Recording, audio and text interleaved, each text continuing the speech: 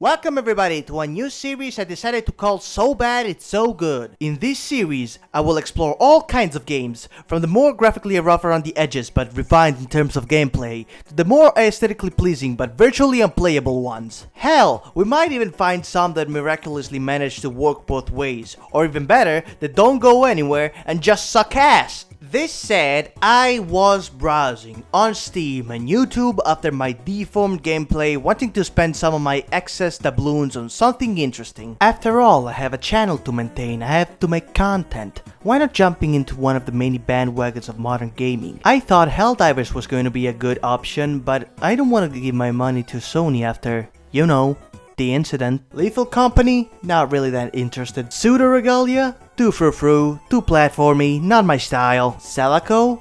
Perfect. Now, am I kidding? People rather watch a CV11 video about it. I browsed and browsed and browsed, but the more I did, the less I could find. I was almost all out of hope, until... What I have to deal with these clowns.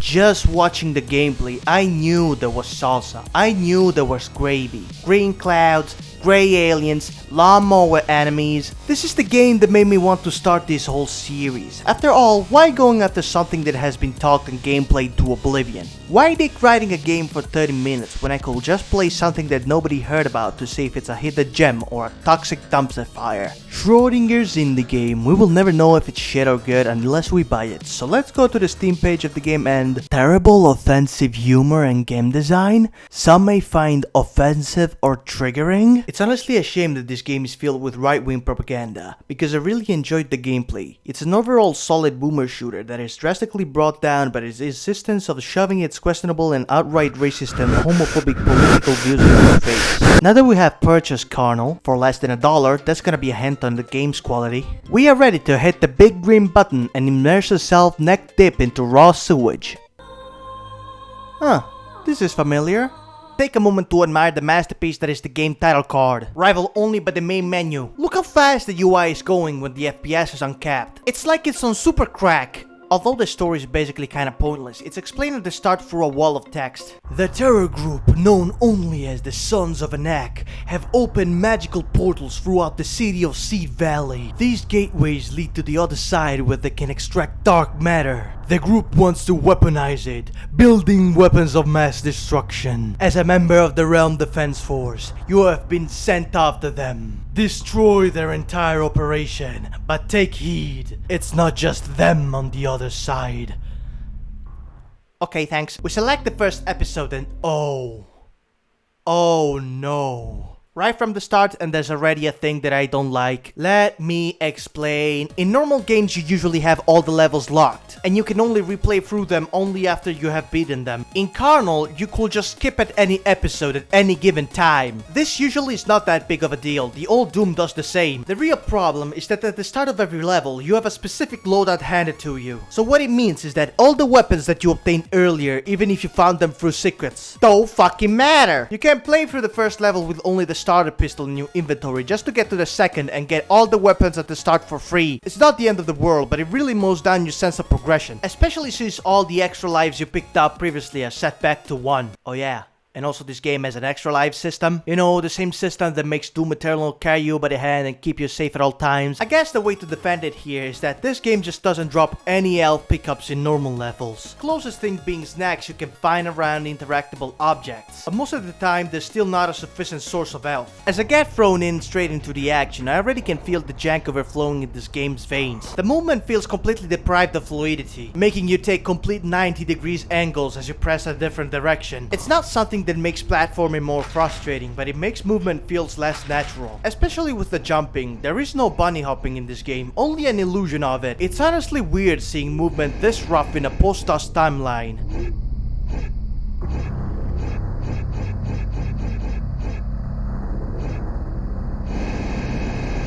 As I said before, you can interact around with various props like the toilets where Win a round trip to Uranus by visiting your local proctologist.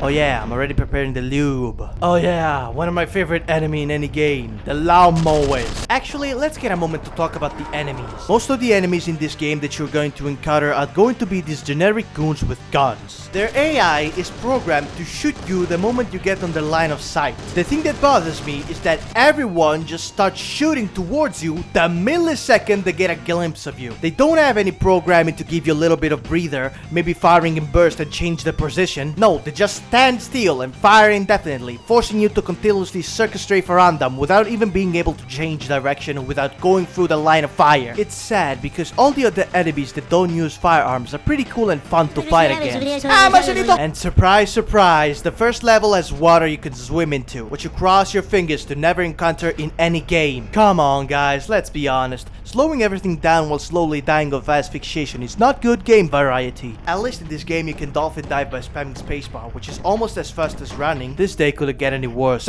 Here's one of the enemies I hate the most. The reptilians. Armed with a fucking MG42. These guys will track you down and melt your health from a mile away. And the game is generous enough to sprinkle at least 3 or 4 anywhere on any level. We picked up the ray gun. Oh, the ray gun. Imagine if the noisy cricket was upscaled 10 times its size and rid of every ounce of recoil and had no rate of fire limitations and was as powerful as the goddamn Death Star. We are thrown into an end level arena, music starts playing, and we pick up the shredder, which is inaccurate as shit and ends up doing less DPS than the assault rifle. Oh wait, sorry, I meant the Vector. For a serious SAM/quick clone, all the super weapons are deathly underpowered. Only viable options are the ray gun, the shotgun, assault rifle, and maybe even the service pistol, for reasons that I will mention later. Did I also mention how loud this game gets sometimes?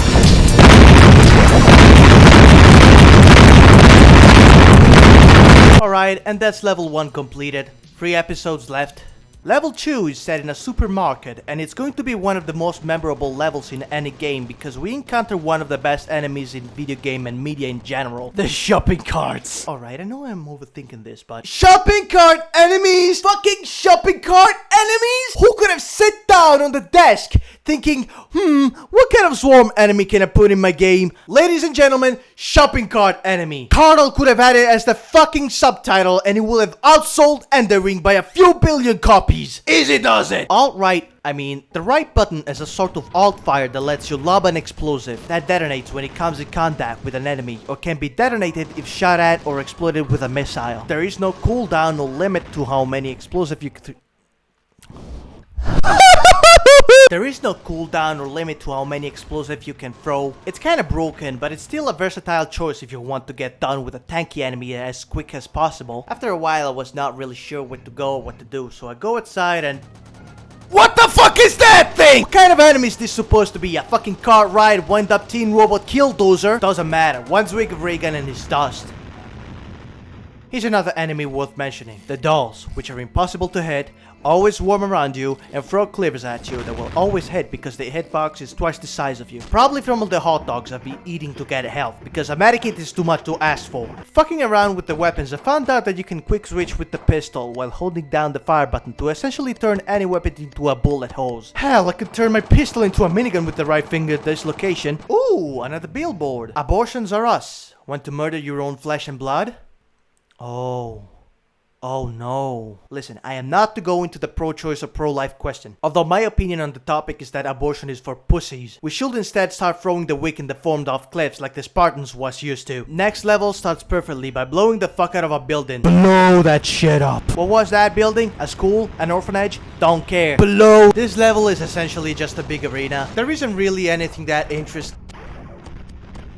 Is that a fucking Tyrannosaur with laser strapped on its back? Yep, that is a fucking Tyrannosaur with laser strapped on its back. Holy shit, I don't know what this game has in store, but I want the entire stock pronto. God awful game design, subliminal alt-right messaging, don't give a shit. I want more of this and then some. Next level is the Carnival. This level is a true homage to Blood. You can play games to get ammo and health, go through the rides to get various key cards to proceed the level, and there is this beautiful ambience all throughout the map that makes you feel at ease even during heavy gunfights.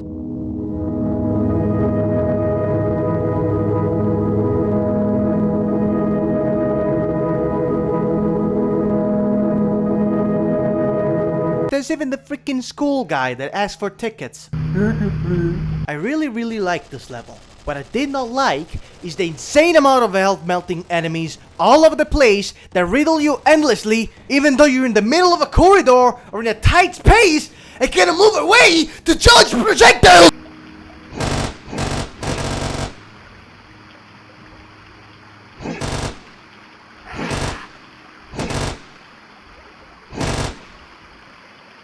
Oh, this is just bull. After a while, I said fuck it, let's just abuse auto-clicker with the service pistol.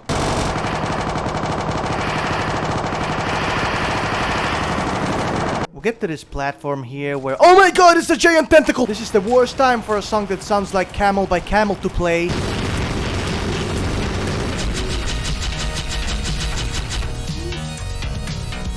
Next level is the— This morning. you've heard about a lot of badass characters, but name me one that uses his pistol as a flashlight.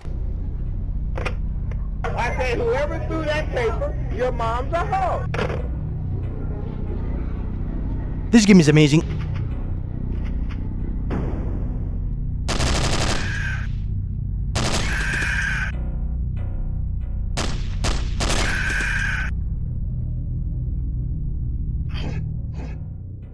I have no comments for this. This is just a cool section.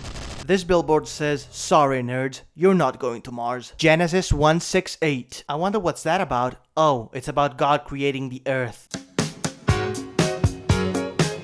We are sent into this big open field that shouts boss fight from every pore. Whatever, I'm stacked to the teeth with advanced weaponry. I'm sure I can handle what comes out. Oh my god, I was not ready for what came out! Last level is just a bunch of chapels made of Minecraft blocks and— what's that? Is that Russian chocolate? It progresses further into this big cathedral where there is this platforming session, which is not frustrating at all, and it's actually very cool. Further into the level, we are met with the final boss, which is this Iron Giant wannabe that I could fight using all my effort, but nah. Cheers Wiggs of Reagan and his dust.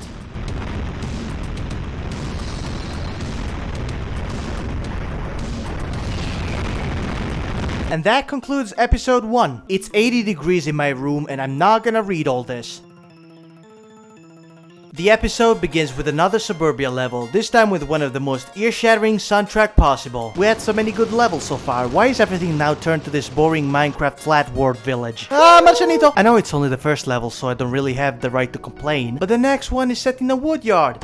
Big Dick's Woodyard! Why not make this the first level of the episode in the first place? Third level feels like the creator just got exhausted with all the cool ideas. And to lengthen the broth, he decided to make another Suburbia level. Nothing special except for this giant pit of death with 2 giant fishes that I could try to circumnavigate, but nah. 3 Wigs of Reagan and their dust.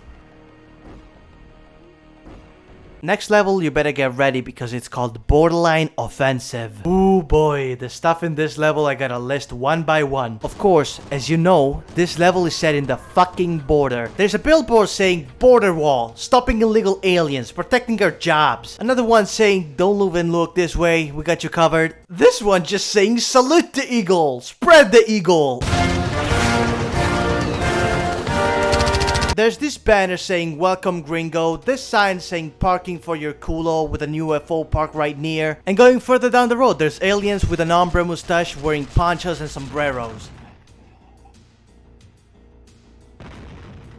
Was this game made by somebody's dad? If yes, how often are his wife and son beaten? Why is this guy complaining about Mexican food where all I've been eating was burgers marinated in brown toilet water? The next level is actually great. It's supposed to be a brewery where they use a secret ingredient to boost the flavor. CIA operatives. Oh, and also here's one of those lizard men shooting through a wall because this game is made with effort and attention.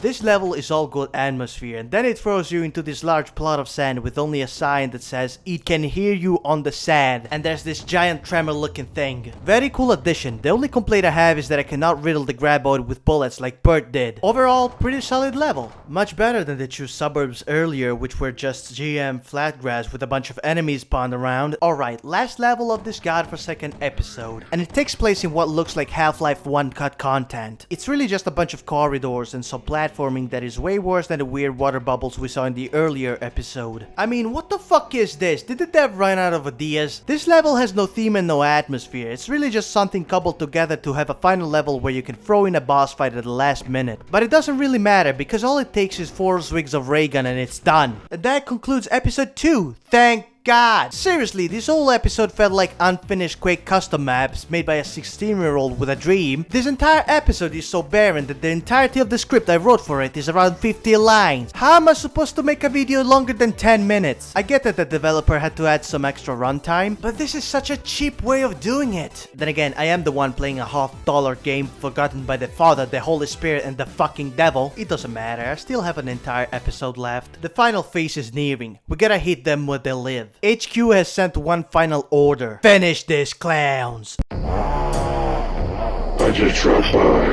Hope you guys don't mind. Episode 3 starts perfectly, with a level that has at least a little bit of verticality, accompanied by the drum fire of 1,000 soldiers, chain gunners, lizardmen, and a new type of enemy, the generals. A hulking, hands akimbo clone of the main villain acting as a crossbreed between the chain gunners and the lizards. They look and sound threatening, but they just happen to die so fast as soon as they got in my crosshair.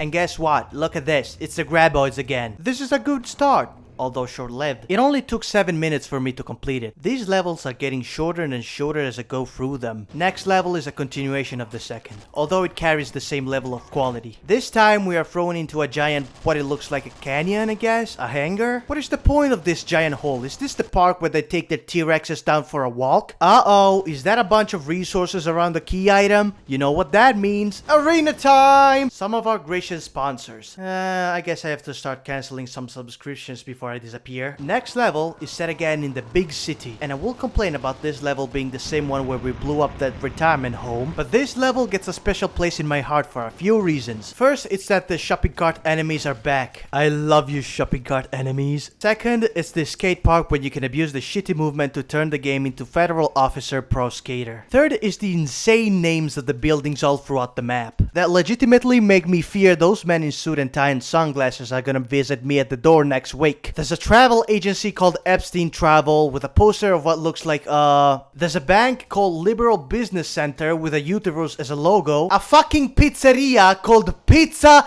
Gate. Pizza Gate. Pizza Gate.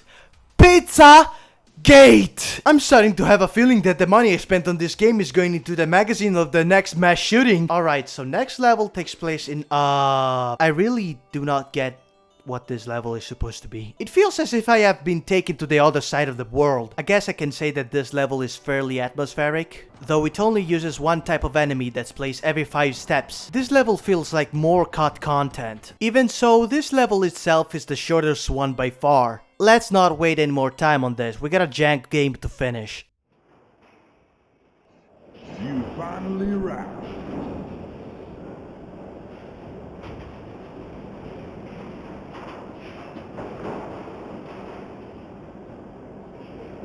Don't worry, take your time.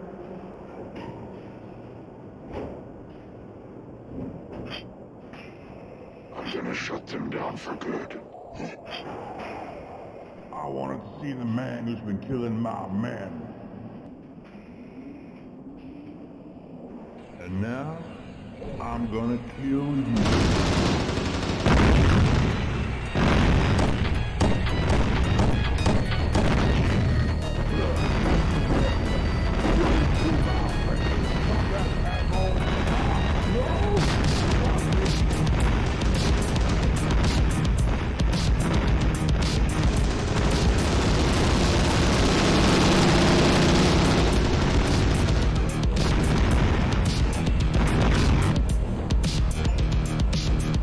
Well, that shit was anticlimactic, and that concludes Carnal. Definitely a game. I have mixed feelings about this game. On one side, I want to defend it, but all the jank and issues keep dragging me down like balls and chains. There are far too many and far too persistent to overlook. It's very sad because if this game has smooth quick-like movement and less spammy enemies, and maybe better thought after weaponry, it would have been a game that'd be reviewed by much more quality channels than mine, like CV11 or Jim Sterling. In summary, this game has so much potential, but most of it has been wasted. Not sure why, probably because of insufficient game making knowledge or maybe even sheer laziness. Anyways, this is all I've got to say towards this game. I hope everything I've been spouting until now at least make a little lick of sense. I'll be glad to see you in the next review.